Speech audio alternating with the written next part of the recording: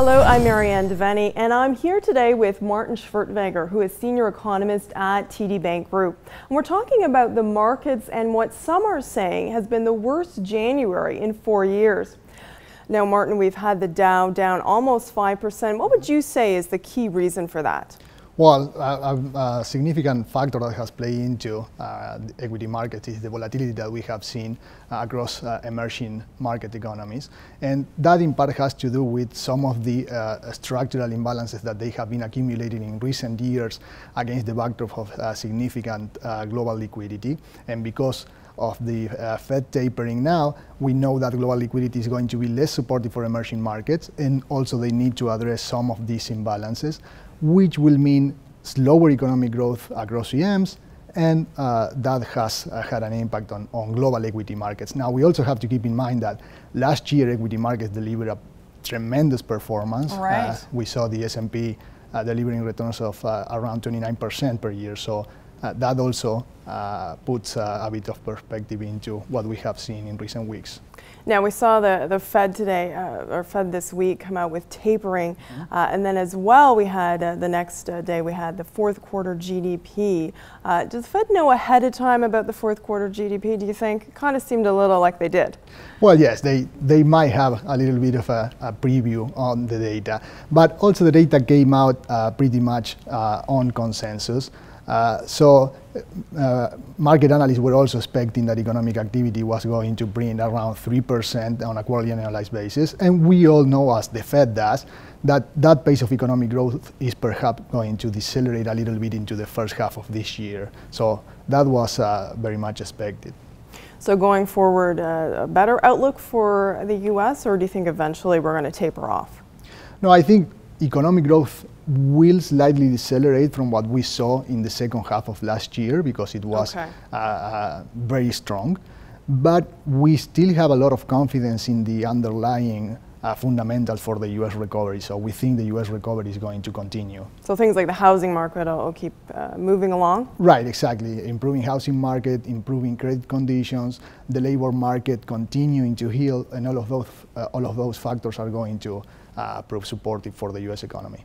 So let's go back then to the emerging markets. Are you expecting more volatility there? Yes, I think we will continue to see volatility, in particular in those countries that are under the spotlight right now. Again, they need to address structural imbalances.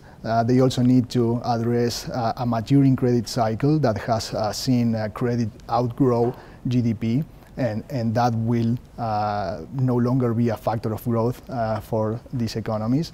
And also the less supportive global environment with the, in terms of liquidity, with the Fed continuing with tapering. So all of those elements are going to weigh on these economies. And specifically, some countries, where do you think? Well, the countries that have been under the spotlight these days, Turkey, India, South Africa. Brazil is perhaps a little bit ahead of the curve. They started raising rates last year, and they have raised rate by a significant margin. So perhaps they are a few steps ahead in the process of adjustment, and they could outperform relative to the other EMs. All right, and lastly, of course, very important for the Canadian investor, the Canadian dollar, down near its 4-year low. Where do you see that going? Right, well, we think the Canadian dollar will continue to weaken throughout the first half. Even further? Yes. Wow. Throughout the first half of this year.